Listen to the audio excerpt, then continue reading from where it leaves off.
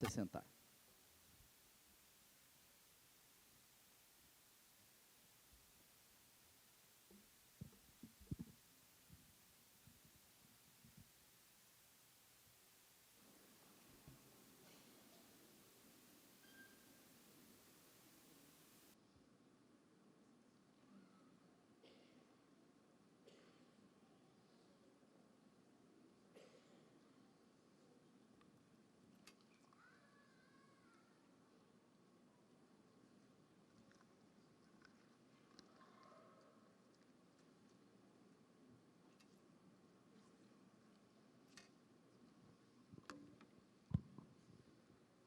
Boa tarde a todos.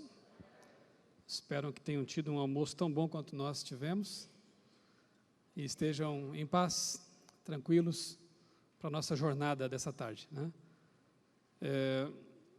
Começamos bem cedo. A gente quer apresentar esses dois temas. Entre eles, a gente faz um intervalo. Poderemos tomar uma aguinha. Eu vou tomando já aqui durante a exposição. E louvar um pouco mais, depois da segunda palestra, e quem sabe a gente pode até abrir no final da segunda palestra um momento para interação, perguntas e possíveis respostas, né? O primeiro tema que eu escolhi para tratarmos essa tarde é Origens da Vida. Ontem foi Origens, hoje à noite, né? A gente demora a se acostumar com esse conceito bíblico, né? Mas é assim mesmo. Hoje à noite nós falamos sobre o tema Origens do Universo e procuramos trabalhar ali o argumento cosmológico. Tudo que tem um começo tem que ter uma causa. O universo, nós vimos, teve um começo e, portanto, teve uma causa. Analisamos o perfil dessa causa, a identidade dela, e chegamos à conclusão de que é a mesma causa que a Bíblia apresenta: Deus, o Criador Todo-Poderoso, todo inteligente, onisciente, além do tempo, do espaço, da matéria, e pessoal, porque Ele escolheu criar tudo a partir do nada, trazendo à existência um universo que funciona perfeitamente bem, com leis e constantes finamente ajustadas. De manhã, você que esteve aqui, viu que o tema foi Origens da Palavra. Embora esse fim de semana a gente esteja aqui focalizando temas, quem sabe assim, mais científicos, não dá para negar o fato de que nós somos criacionistas, porque nós cremos que a palavra de Deus é a revelação especial dele, e ela o apresenta como o Criador, aquele que fez a vida neste planeta em 6 dias literais de 24 horas, há não mais do que 10, 8, 6 mil anos no passado. Isso é um ato de fé. Embora, como eu tenho mostrado aqui, nós temos evidências, nós possamos colecionar evidências, né, científicas, históricas, enfim, para essa crença, mas no fundo é uma questão realmente de confiança no Deus que se revela e que registrou a verdade aqui na palavra dele. O tema da manhã foi esse: Origens da Palavra. Até que ponto a Bíblia é científica e historicamente confiável? E agora à tarde nós teremos 2 temas que eu considero interessantes também. O primeiro deles é a origem da vida. Quem será que se aproxima mais dos fatos, da verdade?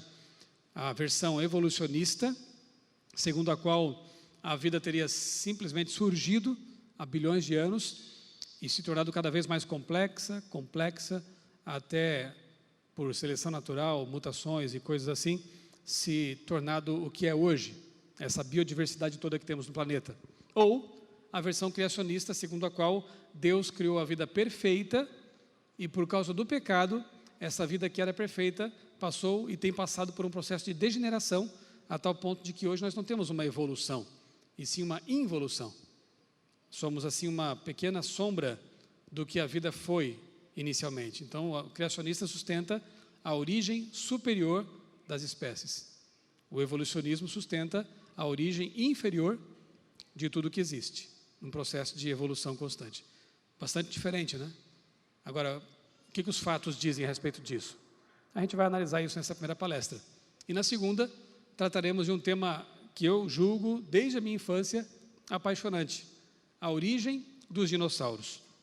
Só que na minha infância, eu nunca tinha me deparado com uma versão alternativa para a extinção dos dinossauros.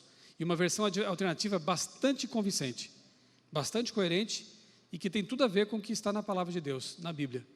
Eu costumo dizer assim, não precisamos ter medo dos dinossauros, até porque só tem fósseis hoje em dia, né? Se tivessem por aí eu teria medo, mas não precisamos ter medo do assunto, porque esse assunto, dinossauros, ele foi raptado pelo evolucionismo e nós temos que trazer de volta. Porque, na verdade, como eu quero mostrar para vocês, a melhor explicação para a origem e extinção deles não é a que se tem apresentado aí nos filmes, nem nos livros evolucionistas, né, nas revistas. Existe uma explicação muito melhor para isso aí. Então, não precisamos ter medo deles, nem fugir desse assunto. Pelo contrário, temos que trazer de volta para o nosso contexto criacionista e usar isso para mostrar às pessoas que existe, sim, uma explicação coerente para esse assunto. Dinossauros e o dilúvio. Eu já comecei a dar uma pista aqui para vocês. Então, é o segundo tema dessa tarde.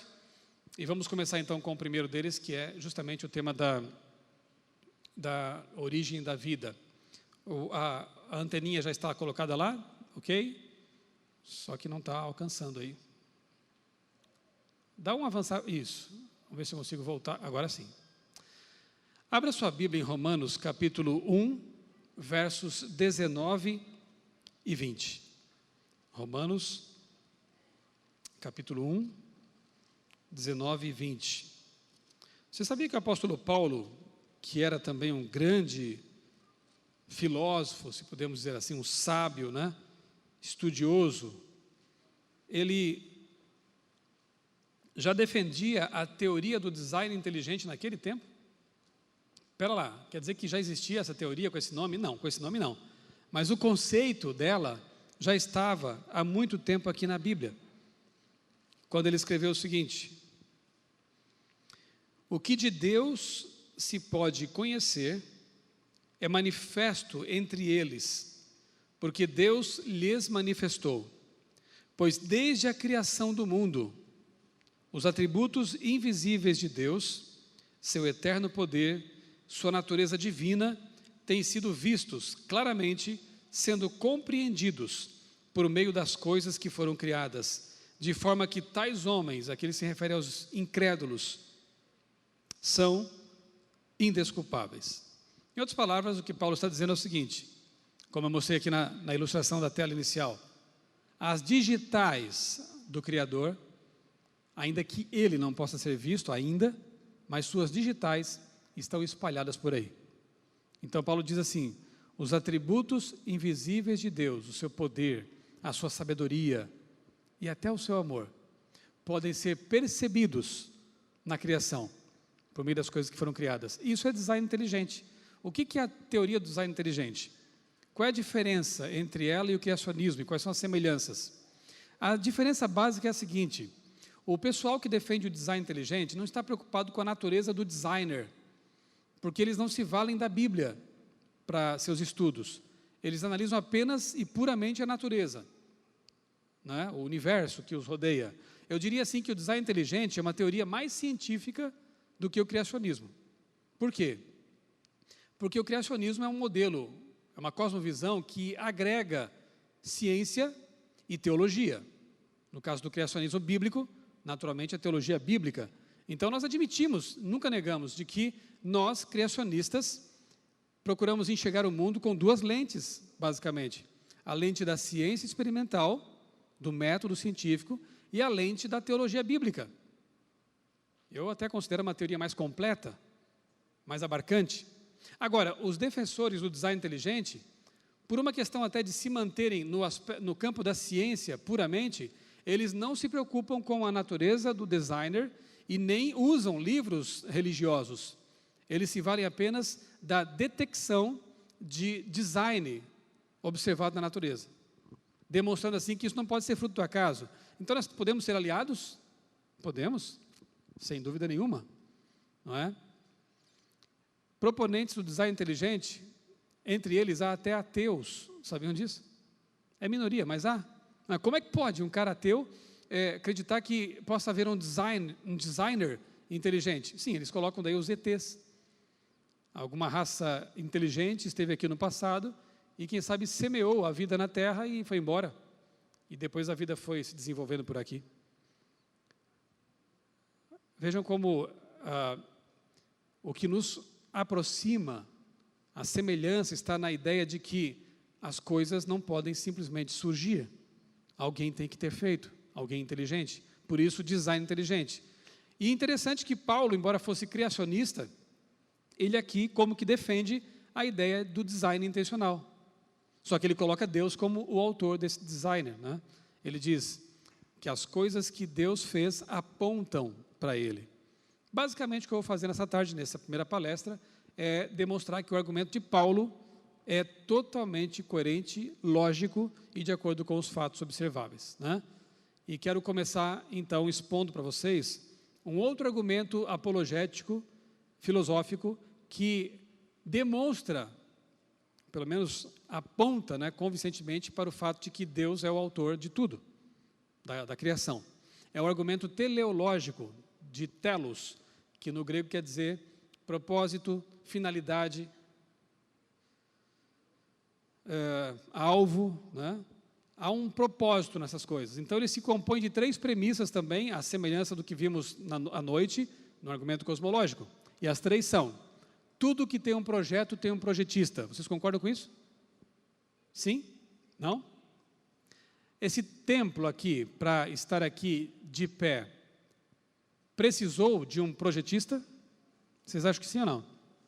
Se não, me avisem, porque eu vou correr daqui. O que me garante que essas vigas e colunas serão capazes de sustentar essa estrutura? Alguém precisou calcular tudo isso.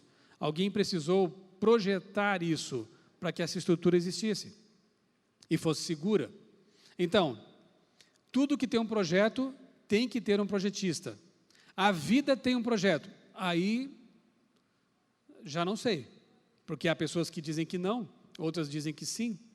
Mas se nós, à semelhança do que fizemos à noite, conseguimos demonstrar convincentemente que a vida tem um projeto, a terceira premissa, qual é mesmo aqui na tela? Vai ser obrigatória. A vida tem um projetista. O que temos que fazer agora? Qual é a nossa tarefa de casa? Analisar a segunda premissa, para saber se a vida tem ou não um projetista. Vamos lá. E eu quero começar com 2 ilustrações. A primeira delas tem que ver com pinturas. 2 artistas que eu admiro muito. Um, morto já há um bom tempo, Renoir, Auguste Renoir, e o outro é um pintor contemporâneo que tem um estilo até parecido com o de Renoir, que é um russo chamado Vladimir Volegov. Gosto muito das pinturas deles. E eu gosto tanto dessas pinturas, do estilo deles, que se eu vir uma tela desses autores, desses pintores, em algum lugar, e não houver ali uma assinatura, eu acho que eu consigo identificar o autor. Como? Se ninguém me disse quem pintou e se eu não estou vendo a assinatura, como que eu sei que esse aqui é um Renoir, esse aqui é um Volegov? Porque eu conheço o estilo, o tipo de pinceladas, a relação entre luz e sombras que eles usam, a forma como eles usam as cores, enfim, todo artista tem um estilo próprio, que é dele, e que pode ser identificado. Eu não vi o artista pintar a tela, eu não sei o nome, não está ali o nome dele, mas o estilo, a forma como ele fez, a menos que seja uma imitação muito bem feita, é dele, e eu posso saber que foi ele. Um outro exemplo, uma outra ilustração, ciência forense, investigação criminal. Geralmente, quando a polícia investigativa chega a uma cena do crime, o bandido já se evadiu, né? Já saiu dali, já fugiu. Mas se a polícia for bastante competente, eles conseguem frequentemente chegar até o culpado. Como? É como nessa foto aqui, né? Eles pegam ali, quem sabe, uma gota de sangue, fios de cabelo, o tipo de solo que ficou nas pegadas do bandido, eles podem saber onde ele esteve, pelo tipo de terra, né, e tal. Enfim, eles levam tudo isso para o laboratório e lá cientistas forenses investigam as pistas, as evidências e chegam ao culpado. Eu não estou dizendo aqui que Deus é um pintor russo, nem tampouco um bandido, né? Lógico, você entendeu a ilustração. O que eu quero dizer é que a ciência forense seria impossível sem a noção de design inteligente. Alguém foi assassinado aqui, há um tiro, e há uma bala, não, foi por acaso. Para, isso não existe, alguém fez isso, né? A menos que tenha sido suicídio. Mas geralmente teve um culpado pelo crime, se foi assassinato. Mas como é que você sabe? Você não viu, você não estava aqui? Pelas evidências. Houve um design, nesse caso, diabolicamente inteligente. Só que na criação, é um design maravilhosamente inteligente. Então eu posso sim partir, como Paulo propõe aqui, das causas, dos efeitos para a causa, das evidências para o autor das evidências, não é verdade? Ok, prossigamos aqui. Observe isso aí na tela. E eu vou te fazer uma pergunta simples.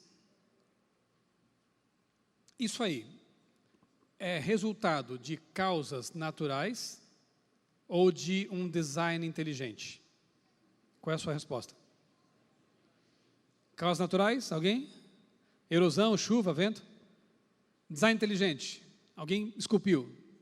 Bom, parece que é óbvio, né? Assim, parece unanimidade, né? Essa pergunta é fácil, agora vem a pergunta talvez mais difícil. Vou brincar de cético aqui com vocês agora. Faça de conta que eu nunca tenha visto uma foto de alguém esculpindo, nunca tenha visto qualquer filmagem ou evidência de que alguém esteve envolvido, algum ser inteligente ou grupo de pessoas envolvido nessa obra. De que forma você tentaria me convencer, eu que estou brincando de cético, de que essa escultura só pode ter sido feita por alguém? O que tem ali que revela design inteligente, como você me disse, e não acaso, aleatoriedade? Vamos lá, me convença. O que tem ali? Fisionomias singulares.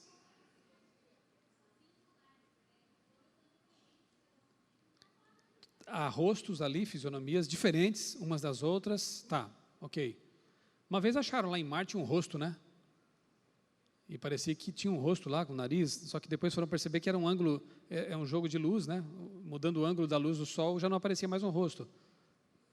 Será que não podia ser algo parecido aí? Tá, mas milhões de anos soprando vento ali e chuva, não dá para... Ou vocês são tão céticos assim, mais do que eu? É complicado, né? Além de fisionomias diferentes, o que mais que tem aí que não ocorre naturalmente? Tenta, numa palavra, eu vou dar uma pista. A palavra começa com informar e termina com são. Informação. Mas não é só informação. Concordam comigo que ali você tem informação complexa? Porque você não tem só um rosto. Se fosse um rosto perfeito, não aquela coisa grosseira que acharam em Marte lá, mas ali você tem os óculos, né, em alguns deles aparece a marquinha ali, você tem a pupila, as fossas nasais, a boca, você tem detalhes de um rosto. Mas não é só um rosto, você tem 4. Então você tem informação complexa. Mas não é só informação complexa não, são quaisquer rostos, ou são rostos que de fato existiram? São 4 presidentes americanos, pessoas que existiram. Então você tem informação complexa e específica. E quer saber? Informação nesse nível não ocorre naturalmente. Necessita de uma fonte de informações inteligente. Se alguém aqui é da área de TI ou de programação, vai entender muito melhor isso. Nenhum programa ou software surge do nada. É preciso que alguém bem inteligente forneça as linhas de comando, desenvolva aqueles logaritmos e coisas que eu estou falando que nem entendo bem. Mas você sabe melhor que eu, né? É preciso alguém fornecer a informação.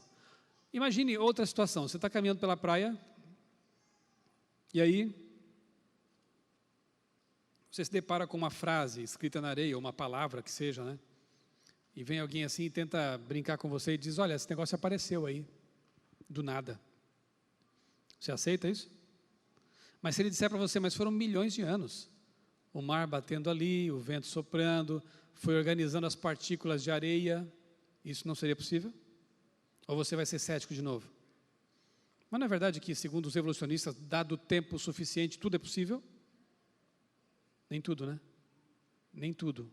Um desses estudos que não é possível é surgir informação complexa do nada. Então vamos parar de brincadeira e vamos falar de coisa séria agora. Porque a vida é coisa de profissional como diz um amigo meu lá da Unicamp, vida é coisa de profissional.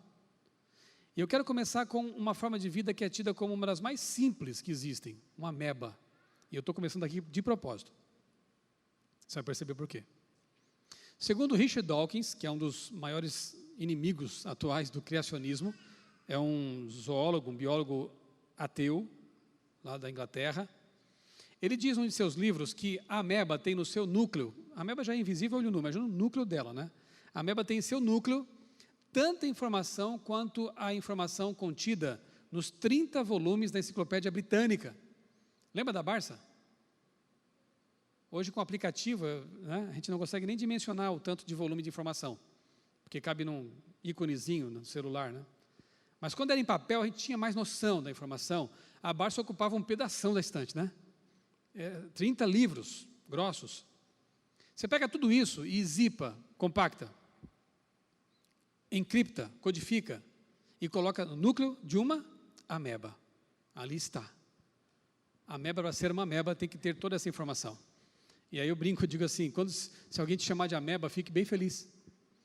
Porque você pode falar assim, eu sou muito complexo mesmo, eu tenho muita informação. Sabe, esse negócio de, quando alguém vai lá nesses programas de TV, evolucionistas, e diz assim, a vida começou com uma simples forma de vida. Como assim? A vida teve que começar pelo menos com uma célula, que já tinha que ter DNA, e já tinha que ter a capacidade de replicação, de duplicação, para se reproduzir, no caso das amebas, dos micro-organismos unicelulares, de forma assexuada, mas tinha que duplicar seu conteúdo genético para ter 2 e depois, assim, se multiplicando. Ela tinha que ter já uma membrana celular, porque se ela não tivesse uma membrana, o seu material interno ali, citoplasmático, né, as organelas, iam se dispersar no ambiente aquoso. Aliás, o pior lugar para surgir forma de vida seria no mar, como disseram para nós. Porque lá, qualquer tipo de reação, e quem estudou química sabe, qualquer tipo de reação que envolva polimerização, não ocorre no líquido. Porque ali você despolimeriza o que vai surgir, a proteína no caso. Não dá. Então tinha que ter uma carapaça para proteger esse ambiente interno da célula. Só que essa membrana tinha que ter algumas características também para poder existir vida. Ela tinha que ser permeável para permitir que nutrientes, não sei de onde que vieram, né, mas enfim, nutrientes entrassem na célula e o resultado do metabolismo dela, que devesse ser expelido, né, excretado, saísse dali. Então tinha que ser uma membrana protetora, mas também permeável, com proteínas específicas, e aí os milagres vão se multiplicando, e nós que somos crentes. A primeira forma de vida tinha que ser já complexa, senão não existiria. Percebeu? Aí eles querem nos convencer de que uma ameba é uma coisa muito simples e rudimentar, mas não é. Ela tem tanta informação quanto 30 volumes de uma enciclopédia. E de onde veio essa informação? Eu não estou falando de uma frase na areia, estou falando de 30 volumes.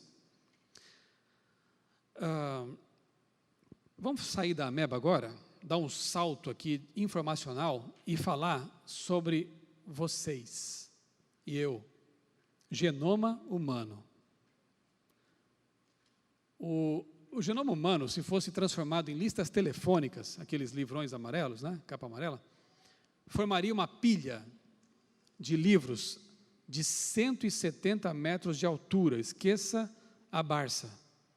E agora pense numa enciclopédia de 170 metros de altura, que dá mais ou menos a metade do Pão de Açúcar em altura. Essa é a informação que faz você ser você. Aliás, o Bill Gates disse uma vez que o DNA é o programa mais complexo que roda por aí. O dono da Microsoft falou isso. O DNA. E aí, como é que se explica o fato de haver tanta informação nos seres humanos?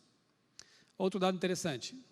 Cientistas de Harvard conseguiram armazenar 70 bilhões de cópias de um livro, ou 700 terabytes.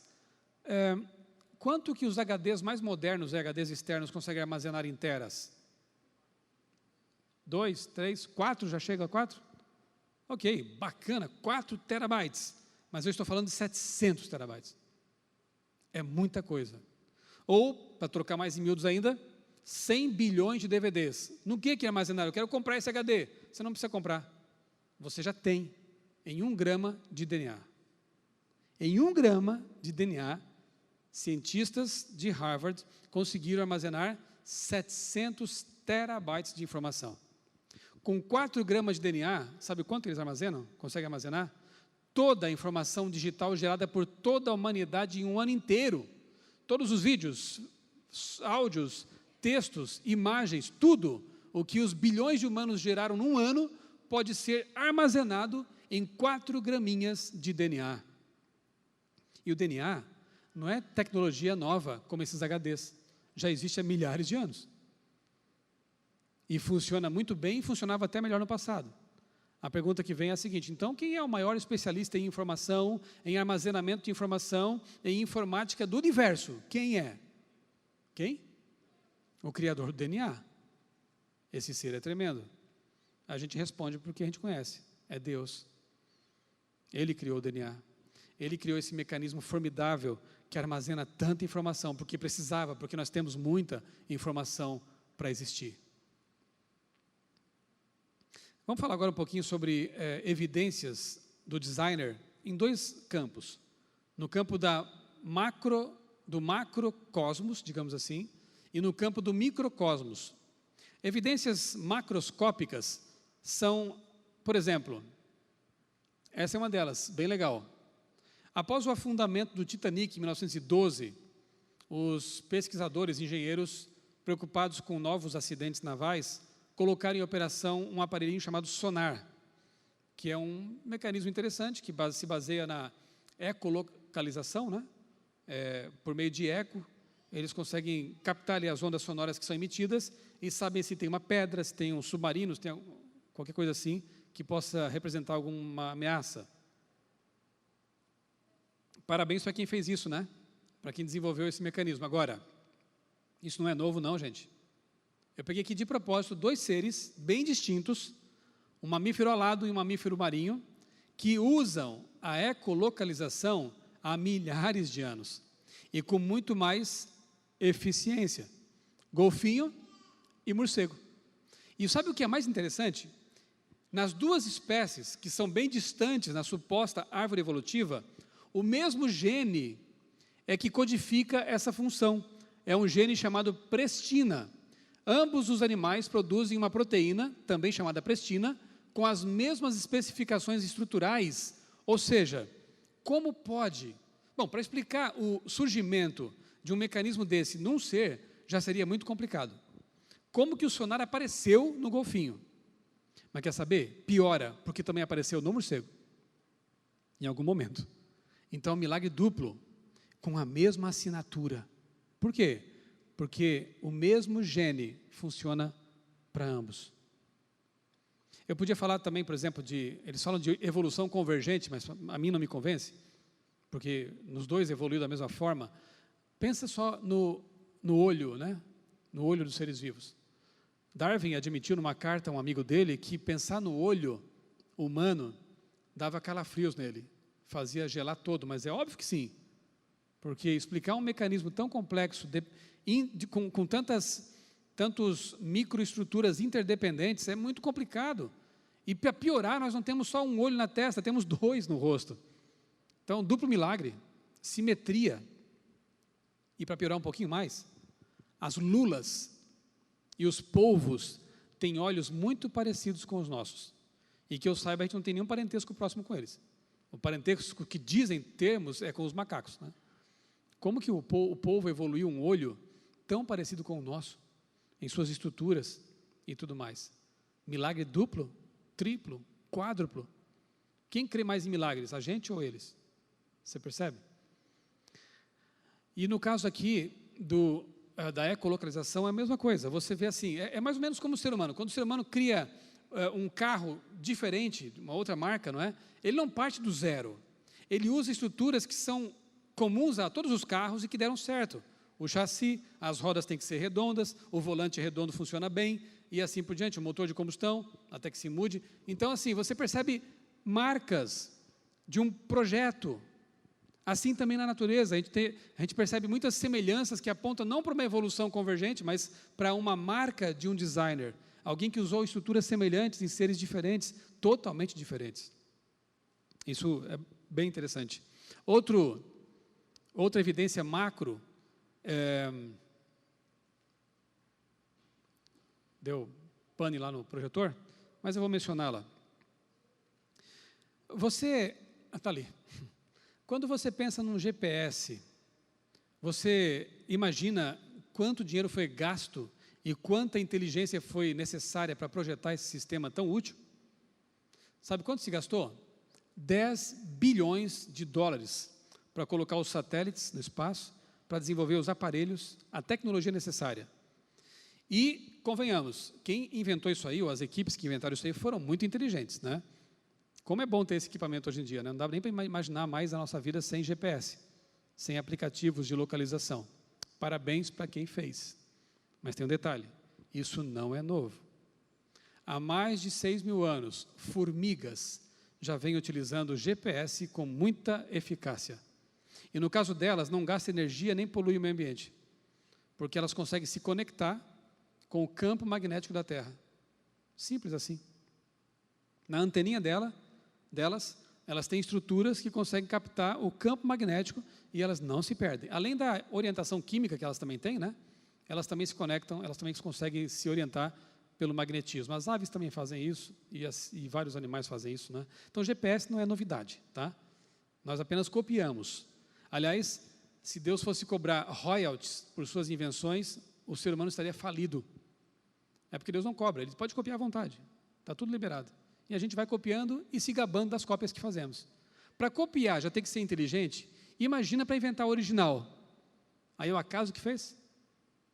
Eu mencionei em algum momento, acho que à noite, né, essa revista que eu comprei ontem à tarde, e quero voltar a falar dela aqui, a Scientific American Brasil, deste mês.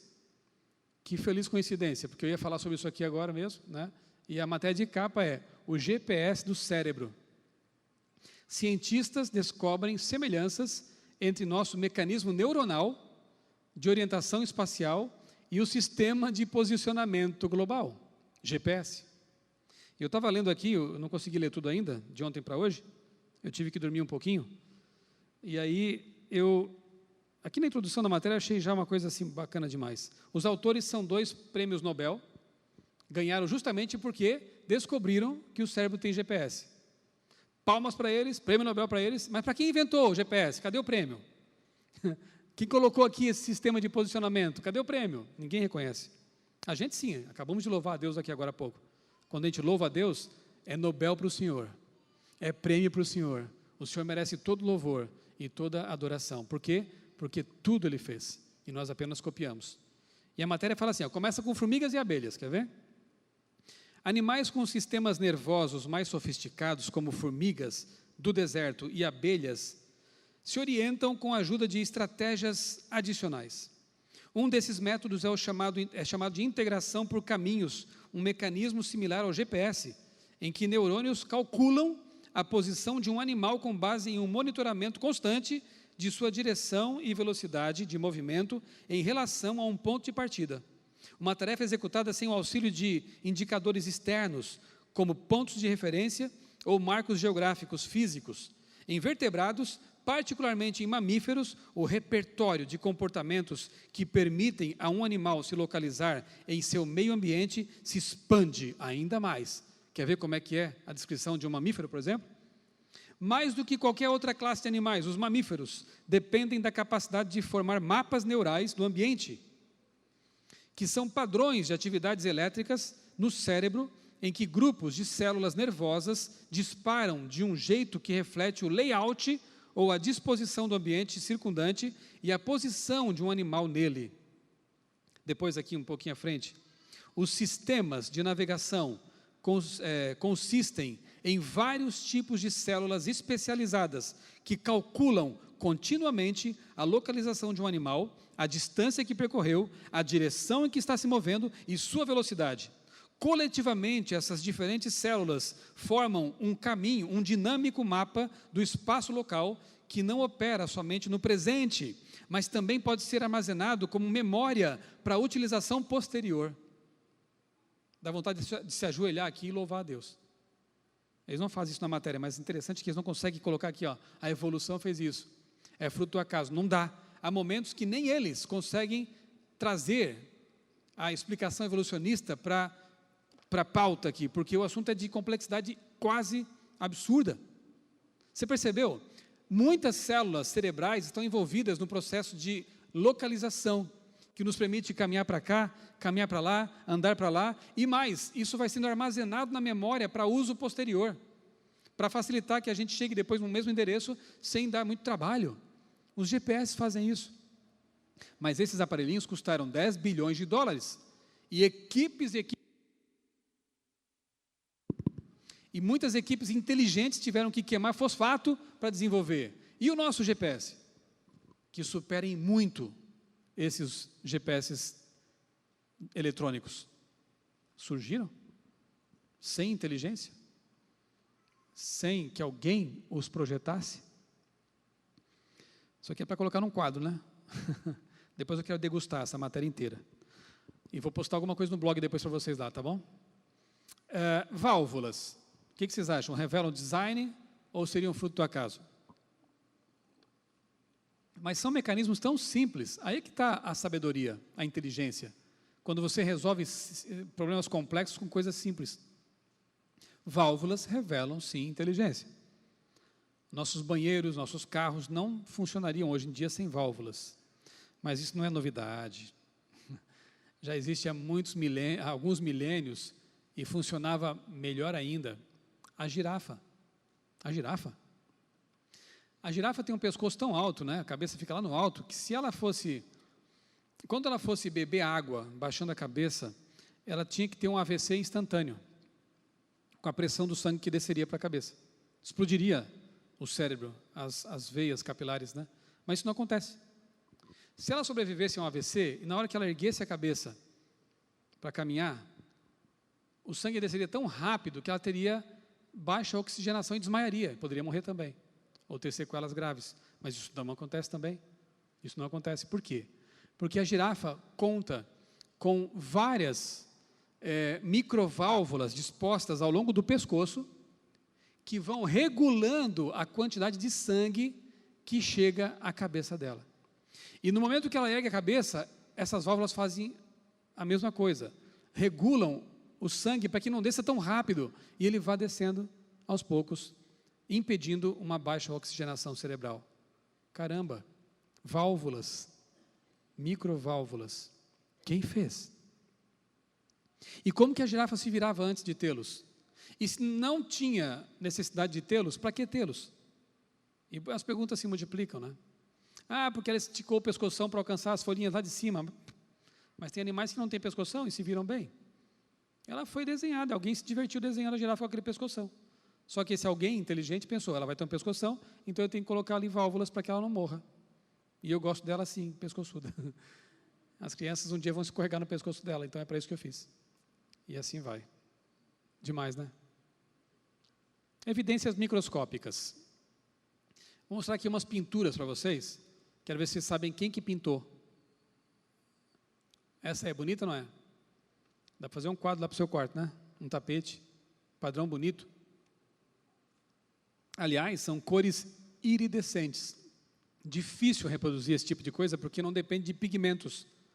Eu não sei nem explicar direito, mas eu só sei que é o seguinte, essas estruturas, que eu não vou dizer de quem é ainda, de quem são, elas têm ali microestruturas que aprisionam os fótons da luz. E nessa ricocheteio de fótons ali dentro, essa luz ela explode em cores maravilhosas. Não é simples pigmento isso aqui, não. É uma coisa bastante complexa. Olha essa aqui, que bonita. Não é escama de peixe, tá? E essa outra, que bonito. Olha os padrões de cores. E essa aqui? E essa outra aqui? Que lindo. Alguém arrisca um palpite? O que são essas coisas? Alguém já chutou certo aí. São asas de borboletas ampliadas de 7 a 17 vezes no microscópio. Lindo demais, né? Falar de algo bem microscópico agora. De novo, o DNA, porque não dá para esgotar esse assunto em tão pouco tempo. O DNA humano, cada uma das nossas trilhões de células, e vimos ontem que nós temos trilhões de células, não é?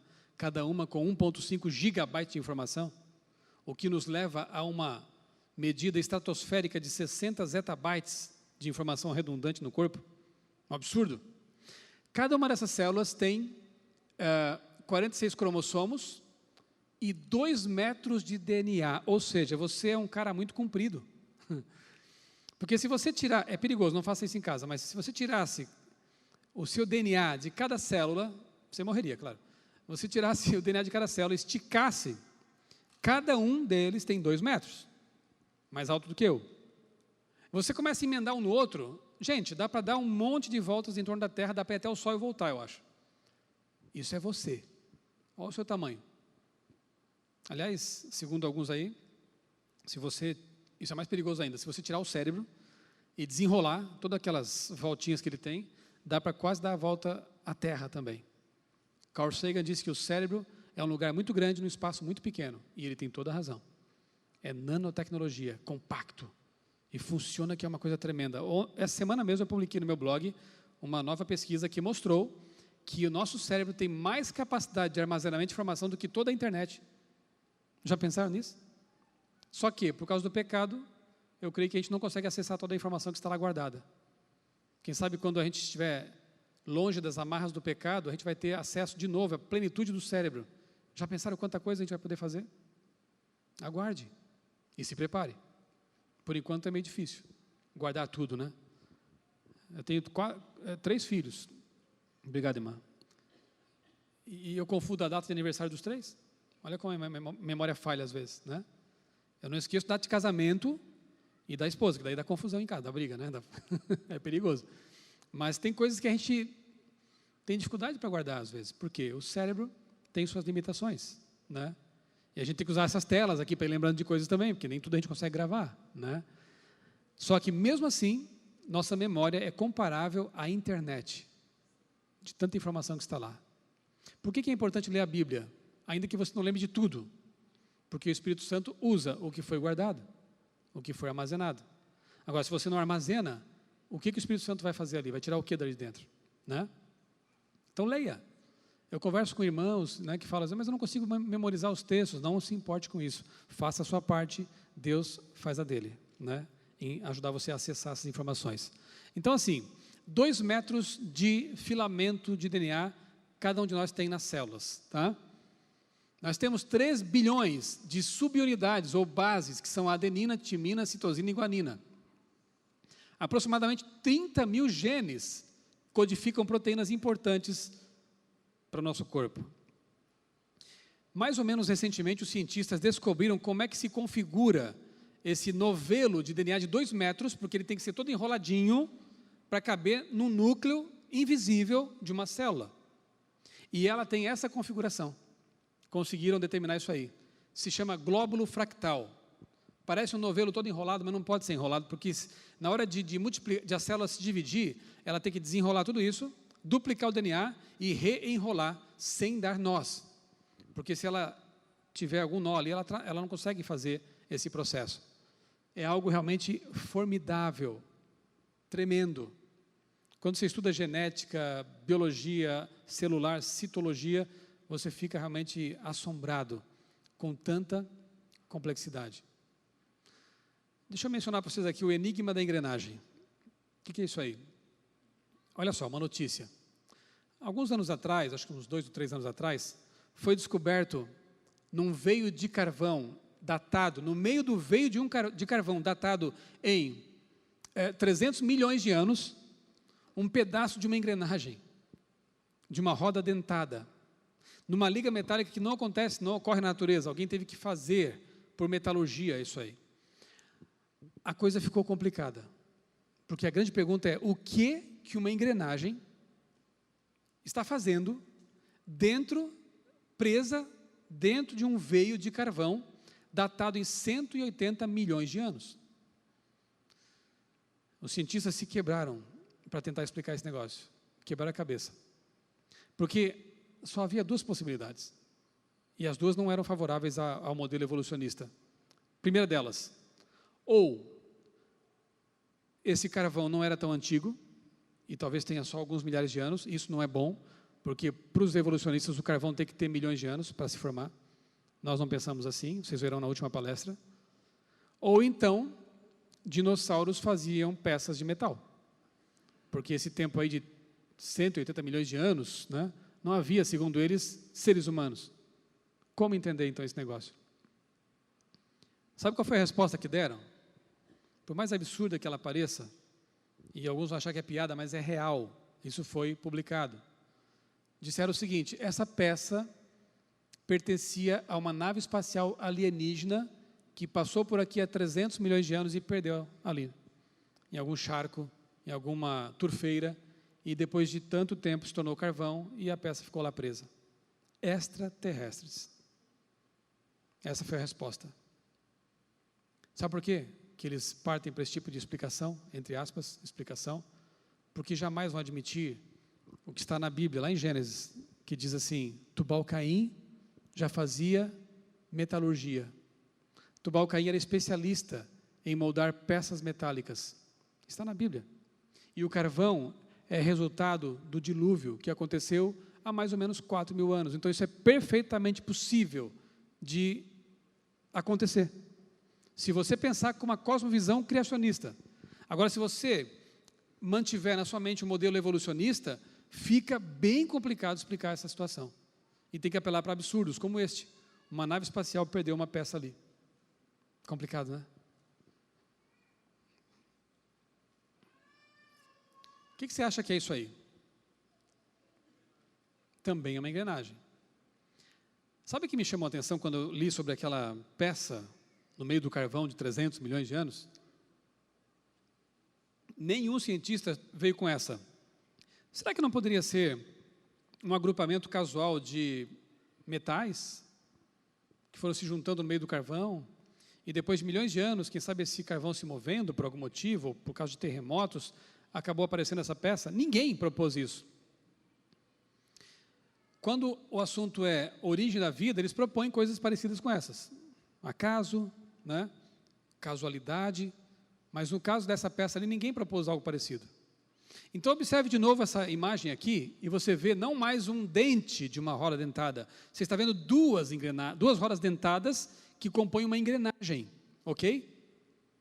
Se você e eles, aqueles cientistas, não concebem a ideia de que uma pecinha insignificante pudesse surgir, o que dizer de uma engrenagem como essa? Surgiria? Sabe a quem pertence essa engrenagem? Irmão, lá naquela pasta em que está esse preze, tem um vídeo. Não é o primeiro, acho que deve ser o segundo, que fala aí de uma... Scientific American é o vídeo, ok? Você vai descobrir agora, está em inglês, mas dá para ver legal aí, você vai perceber a quem pertence essa engrenagem. Presta atenção. Insect is a juvenile Issus coleoptratus, also known as a plant hopper. It makes a living hopping from plant to plant and extracting sugar from the plant's veins. Unlike many jumping insects, the plant hopper's legs sit directly under its body, and this creates a unique problem. Unless both legs fire with exactly the same force and within microseconds of each other, Issus goes spinning through the air like a poorly thrown frisbee. In contrast, a grasshopper's legs are positioned on the outside of its body, which gives it a larger margin for air when taking off. A new study in the journal Science reveals how Issus has resolved this problem. On the inside of the insect's thighs are two sets of teeth. When it jumps, the teeth lock together, moving past each other at a rate of 50,000 teeth per second. This keeps the plant hopper's legs perfectly synchronized. According to the researchers, it's the first time that real working gears have ever been described in an animal, and they may be the first to have appeared on planet Earth. The plant hopper has been around for many millions of years, long before humans invented their own version of the gear.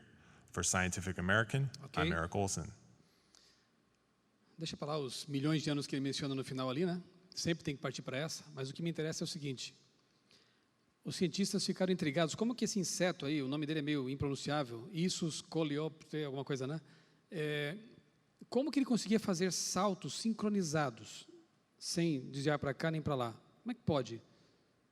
Aí foram investigar e perceberam que ele tem ali na junção das duas patas, você percebeu no vídeo, né? Essa engrenagem que faz com que o salto seja, as duas patinhas se sincronizem no salto, e ele vai exatamente em linha direta, né, para frente. Bom, se aquela engrenagem no carvão revela design inteligente, ainda que de um ET, essa aqui também tem que revelar, porque há muito mais complexidade nela. Quem fez? No mínimo outro ET. Alguém tem que dizer isso, né? Para mim foi Deus. Simples assim. Isso aí, revela design ou acaso? Design, né? Alguém projetou, lógico, mas só que é um motor rudimentar até, em comparação com nanotecnologia como esta aí, que é um motorzinho que cabe na ponta do dedo. É a última palavra em tecnologia, né? Querem desenvolver micro-robôs que vão lá dentro do nosso corpo e distribuem medicamentos no local certo, fazem, quem sabe, até microcirurgias. Esse é o futuro esperado aí da medicina. Mas, enfim, motores revelam design, planejamento, inteligência. E para construí-lo tem que gastar muito dinheiro. O que dizer desse outro motor, do qual depende a vida? Porque bactérias, não pense só bactérias do mal, tem bactérias do bem também, né? Bactérias e o próprio espermatozoide dependem desse tipo de mecanismo. São rotores elétricos. Tem uma animação lá, irmão, acho que é a terceira, né? Rotor bacteriano, que mostra mais ou menos como que funciona esse mecanismo nos organismos que tem esse flagelo, esse rabinho que os impulsiona. Vamos ver na tela. Ali. Aqui você tem o corpo, né, dessa bactéria, você tem aqui o flagelo, esse rabinho dela, esse chicote, e dentro um motor elétrico orgânico, que funciona com fluxo de íons ali também. Ela consegue acelerar esse mecanismo, com atrito praticamente zero, eficiência máxima, e quando acelera consegue se locomover mais rápido, e quando quer frear, ela simplesmente para aquele rotor. Tá, o motor do teu carro, tremendo, né? Tantos cavalos de força, não sei o quê. E esse motor aqui, que não esquenta, que já existe há milhares de anos, e que tem que ter existido desde sempre, porque o primeiro ser humano que quisesse reproduzir, não conseguiria passar adiante seus genes, se não tivesse um espermatozoide com esse motorzinho. E como fica a situação? Tinha que ser perfeito desde o começo, ou jamais funcionaria, e nós não estaríamos aqui agora para contar a história. Design inteligente ou causas naturais? Quando se deparam com essas questões, as pessoas basicamente têm que fazer escolhas, porque entramos agora no campo da metafísica, da crença, e o que resta são escolhas mesmo. Porque, sem dúvida, que há argumentos também favoráveis ao evolucionismo, e eles podem usar isso também contra nós, e nós podemos usar esses argumentos contra eles, e embora eu não goste desse clima de belicosidade, de discussão e briga, né? Não é bom isso. Nós podemos dialogar. Agora, quando começa a partir para o confronto, já não vale a pena, né? Então, o que resta são escolhas. E o interessante é que pessoas como Richard Dawkins e outros cientistas escolhem não crer. Querem ver por quê?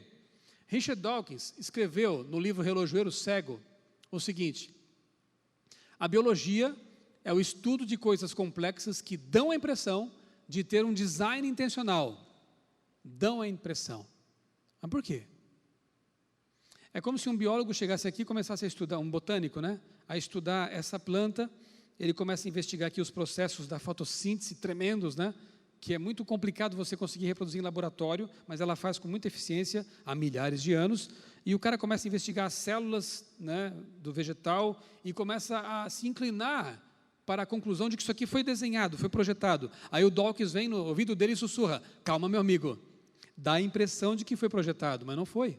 Mas Dawkins, Mr. Dawkins, por que não foi projetado? Porque nós não cremos em um projeto, nós não cremos em um designer.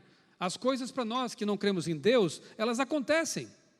Dá a impressão de que foi projetado, mas não foi. Mas espera aí, Dawkins, quer dizer que você crê que não foi?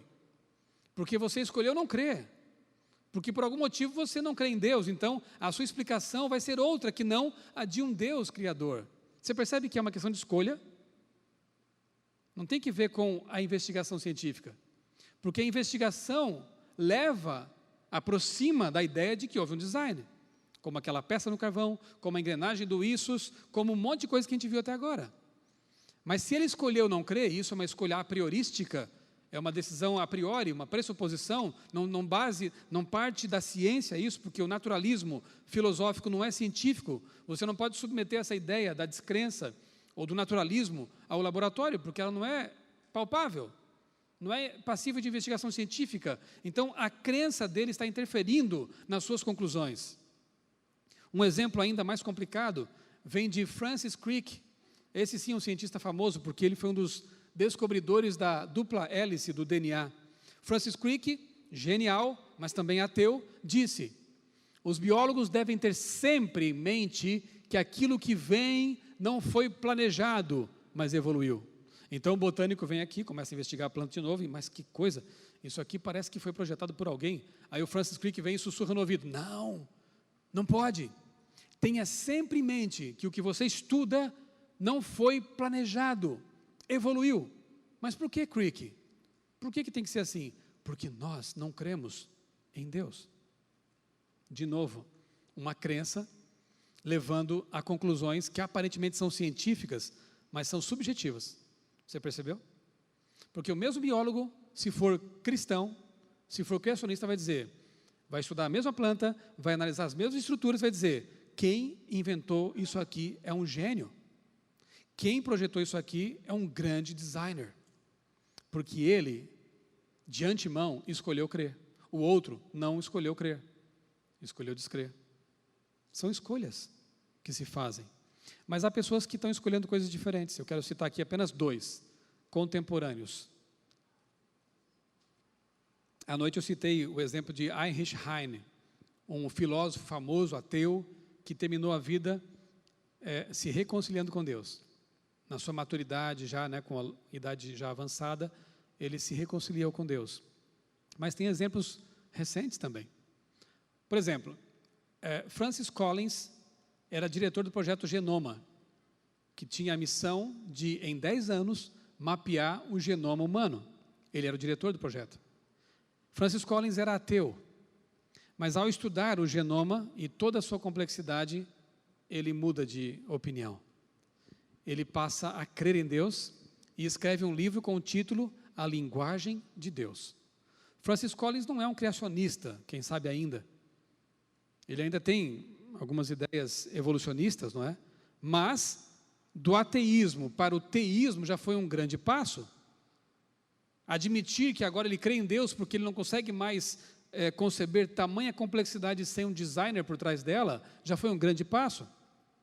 E o segundo exemplo aqui, é do filósofo Antony Flew, que era tido, ele faleceu faz alguns anos, ele era tido como o maior filósofo ateu do século XX.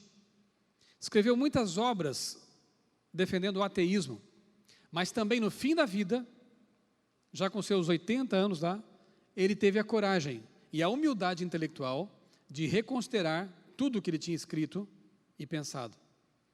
E analisando o argumento cosmológico, falamos sobre ele à noite, e o argumento teleológico, que eu acabei de expor aqui, ele se torna um teísta, um cristão, na verdade. E o livro dele é muito bacana. Um ateu garante: Deus existe. É praticamente um testamento em que ele admite que esteve errado e que estava reconsiderando todas as suas posições ateístas.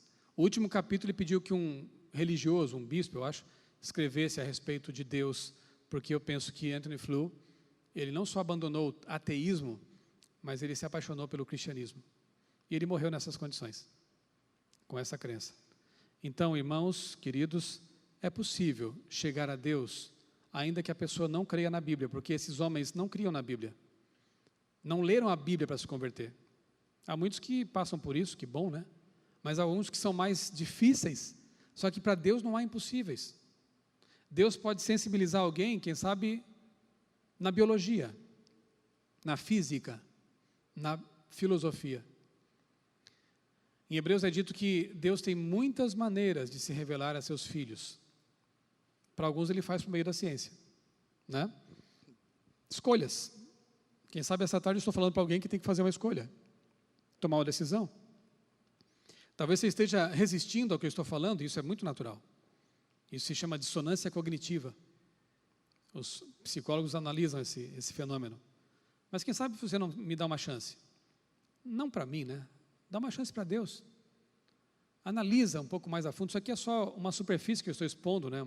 Eu sou jornalista, não sou nem cientista. Então eu só posso expor o assunto na sua superfície, mas tem muito mais para você cavar e investigar. Repito o que eu disse de manhã. Antes de tomar uma posição tão drástica quanto o ateísmo ou a crença absoluta em Deus, analisa, estude. Quer saber? Eu só sou adventista porque eu duvidei no passado.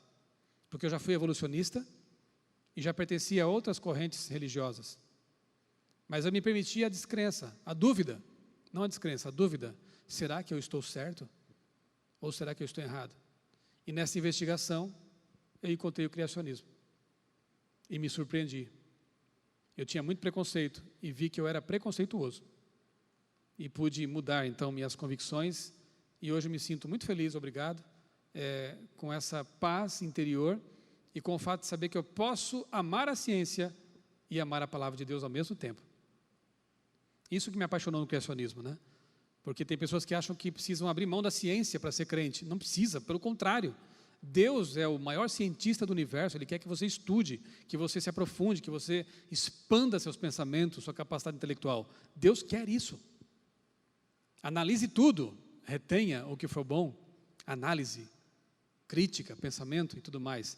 Então, quando eu conheci o criacionismo, eu fiquei maravilhado, porque eu percebi que as duas coisas que eu mais amo na vida, o conhecimento científico, eu sempre fui apaixonado por isso, e o conhecimento da palavra de Deus e do meu Deus, podiam ser harmonizados, e eu podia, à semelhança de Isaac Newton, Galileu, Copérnico, Blaise Pascal, eu podia ser uma pessoa que trafega nesses dois ambientes, ciência e religião, porque elas estão em harmonia. Ellen White diz que quando corretamente compreendidas, tanto a ciência quanto a religião estão em harmonia.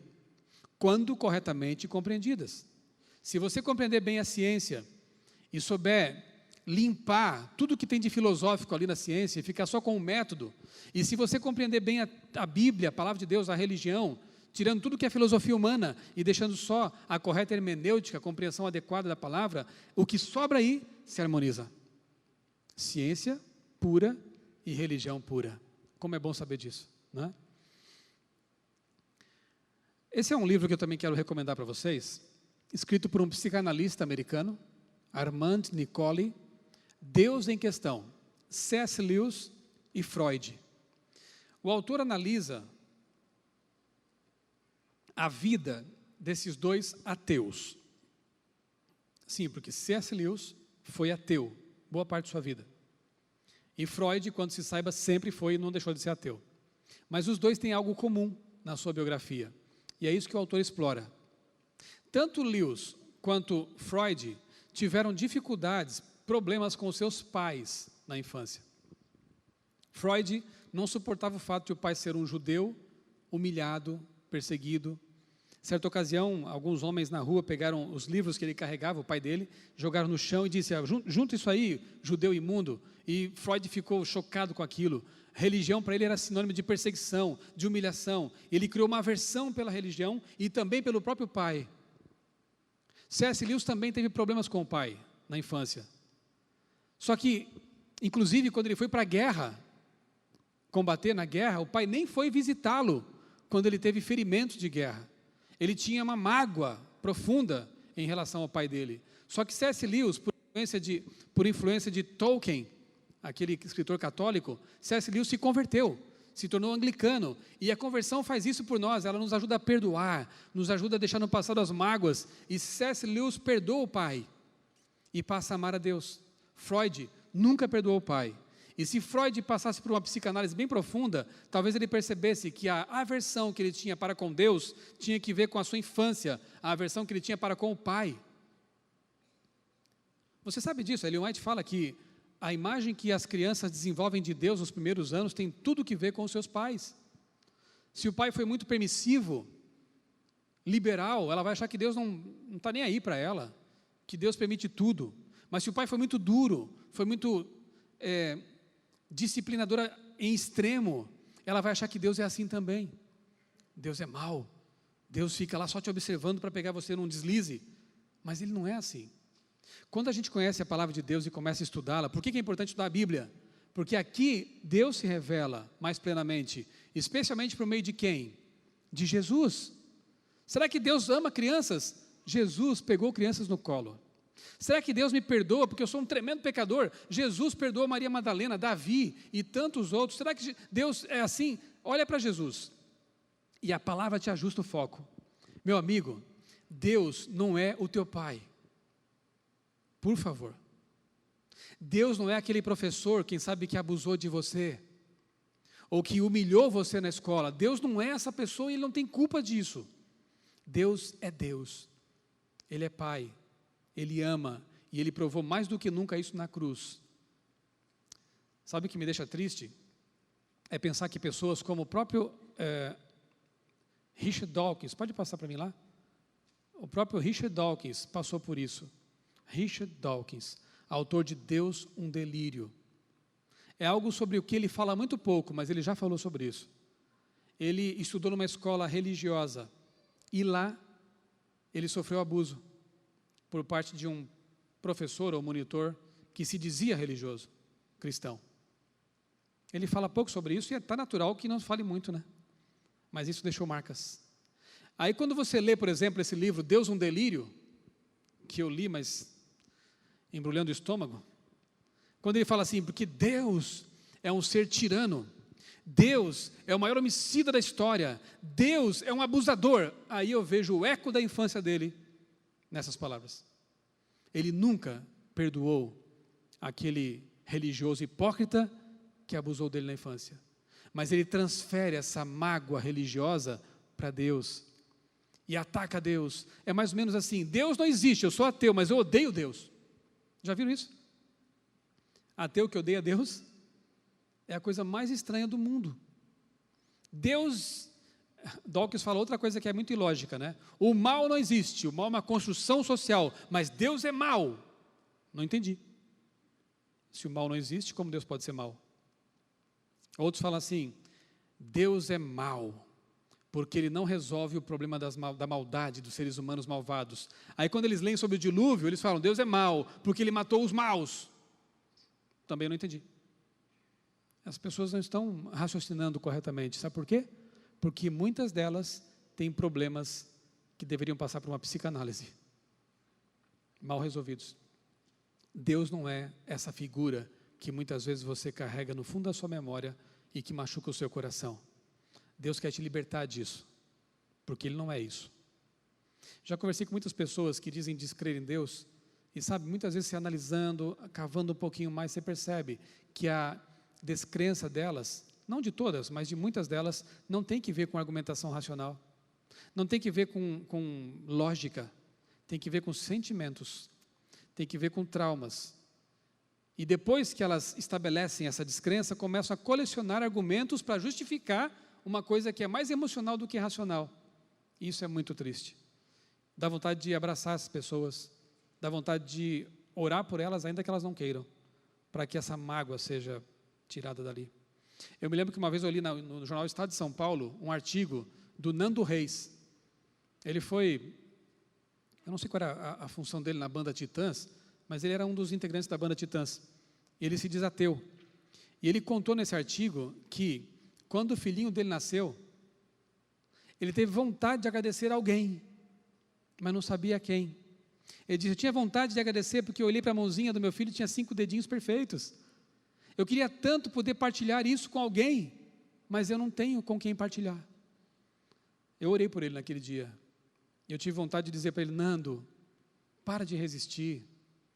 O teu coração clama por Deus. Lá no fundo, esse vazio, esse desejo de companhia, esse desejo de agradecer a alguém que você não conhece, vem de Deus. Você já leu a oração de Nietzsche? Coisa mais linda. Em certo momento da sua vida, ele escreveu uma oração para o Deus desconhecido. O mesmo Deus que Paulo pregou lá em Atenas. Nietzsche escreve uma oração ao Deus desconhecido. Nietzsche, no fim da vida, já quase insano, ele se agarra a um poste e diz, seja o meu Deus, seja o meu Deus. Está lá dentro, não dá para negar. Se eu falo essa tarde para alguém que não crê em Deus, obrigado porque você veio aqui. mas eu peço que você dê uma chance para Deus. Eu tenho certeza que lá no fundo do coração alguma coisa clama em você, como clamava em mim também. E lá em Eclesiastes é dito que Deus foi quem colocou no coração do homem o anseio pela eternidade. Quando você tira Deus de dentro, o vazio que é criado é eterno. E somente o eterno pode satisfazer esse vazio. Não vai ser o poder, o prazer, a influência, o dinheiro que vão preencher. Do contrário, você não encontraria tantas pessoas tão poderosas, ricas, autossuficientes quando estavam com saúde, no fim da vida dizendo assim, eu queria voltar atrás, eu daria toda a minha fortuna para poder voltar atrás. Para quê? Para ter mais tempo para minha família e, quem sabe, para Deus. Por que esperar chegar ao fim da vida para perceber isso? Por que não na juventude agora, né? Jovens, momento tão bonito para você se entregar para Jesus e ter uma vida plena, porque o único que oferece vida em abundância é Jesus Cristo, só Ele. É uma pena que muitas pessoas não reconheçam isso e vivam sofrendo pela vida. Para você, quem é Deus? Infelizmente para Dawkins, ainda Deus é um tirano, como o tirano foi aquela pessoa que o abusou dele. Infelizmente para Freud, Deus também não fazia parte de seus pensamentos, de sua vida. E para você, quem é Deus? Abra a Bíblia em Isaías 49, verso 15. Vamos ler esse verso bonito. Isaías 49, verso 15. O profeta escreveu o seguinte: haverá mãe que possa esquecer de seu bebê que ainda mama e não ter compaixão do filho que gerou? Embora ela possa esquecê-lo, eu não me esquecerei de você. Esse é o nosso Deus. Ainda que a tua mãe não tenha cumprido o papel de mãe na sua vida, ainda que seu pai tenha sido um pai abusivo, um pai permissivo, ou qualquer tipo de coisa assim, Deus não é sua mãe e não é seu pai. Ainda que, e ele usa aqui o amor mais sublime da terra, uma mãe, se esquecesse de seu filho que ainda mama, eu, Deus, jamais me esquecerei de você. Deus te ama tanto que Ele deixou digitais espalhadas pela criação, a fim de que você não tivesse como errar o caminho. Os atributos invisíveis de Deus, especialmente o seu amor, podem ser percebidos por meio das coisas que foram criadas. Deus te abençoe. Vamos ter agora um pequeno intervalo. Deixo nas mãos da equipe aqui. E em seguida nós teremos então a segunda e última palestra desse nosso fim de semana, Origens.